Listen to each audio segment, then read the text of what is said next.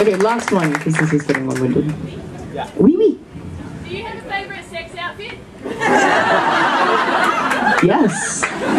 Naked. A special naked outfit that I Yeah, I've never gotten into like fetishy, like sexy outfits. Usually I just take all my clothes off and have sex. Yeah, exactly. You know what? There's something about when you wear sexy fetishy outfits in real life. They cease to be sexy in the bedroom because it's like, oh yeah, that's like this thing that I wear fucking in front of everybody. It's not really very special for you. Yeah. But there's always room for experimenting, I suppose.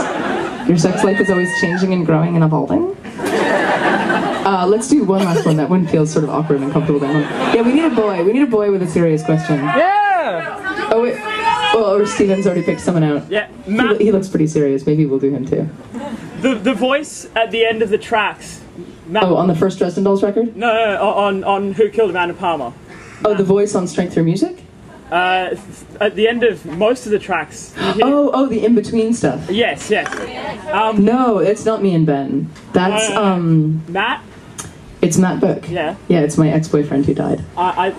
What I'm really interested to know is, as something that's so personal to you, why did you include that on the record? I included that on the record because it was this recording that... Well, you need to know what it is. If you haven't heard the record, it's not just a recording of him and me talking. It's this very specific event that happened. Well, it feels really fucked up and heavy to tell the story on stage. You said... Okay, so I will. Well, also it felt a little weird to do it, but then again, like my whole life is like this struggle to figure out what's actually like too exhibitionisty and too arty, like that blurry. This is one of those like fucked up blurry lines between art and life where I think it's a great art idea, but someone could come in and be like, oh, that's sort of fucked up. So I was dating this guy named Matt, who I was really in love with in college, and he, it turned out after I had been dating him for a couple of months, was a heroin addict, which is, as like if you know any people who are junkies, it's a really awful, awful, awful thing. And so as soon as I found that out, I told him that I didn't want to date him anymore if he was going to keep using drugs, so he promised that he would stop. And I made a deal with him where I said, as long as you tell me the truth, everything is fine. Like if you fuck up and start using again, we'll figure it out and I'll forgive you, but you have to tell me. And if you lie to me, forget it. Like I can't handle that because I can't handle dishonesty in my relationships at all. And so some weeks went by and I'm not really sure exactly what happened. I think he was clean, but by the way, you have to know I was like 18 years old. So I didn't know fuck all about anything, and I hadn't done a lot of drugs in high school, or not those kinds of drugs. And so, this story is really long, I'm sorry.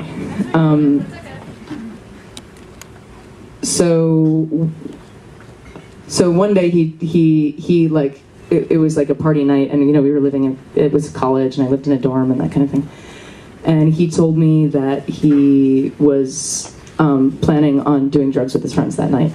And he had made this promise to me, and I was like, well, that's good and bad. Like, that's really fucked up on the one hand, but you know this in advance and you're still doing it. But I feel really happy that you told me and that you're being honest with me, and just make sure you come home at the end of the night to me. And so I went to the grocery store and I got some chocolate syrup and some ketchup, and I staged this really elaborate suicide on my bed to scare the shit out of him, because I thought that was funny. Or I didn't think it was funny. Is not the right word. I was 18 and that was my response to it. My response was like, make art. My response was do something so fucked up that it will like jar you into thinking about how much you've hurt me. And that's how I thought when I was 18. And I tape recorded it when he came into the room, and that's what that recording is. Thank you. Yeah. So that's the story. And then the very sad thing is that he died about 6 months after that, and that was a sad year in my life. But the beautiful thing about it, actually, and I think that the last snippet of the recording is that he actually really liked it. Yeah. Because he was an amazing artist. He was like this incredible painter and this brilliant, brilliant guy. And he was really mad at first. And then like 10 minutes later, he was like, I love you so much. I love that you did that. That's why I love you. Because he would do something so fucked up like that. So yeah, so that's the story of that recording. I've never told it before. Thank you so much. I'm glad you asked.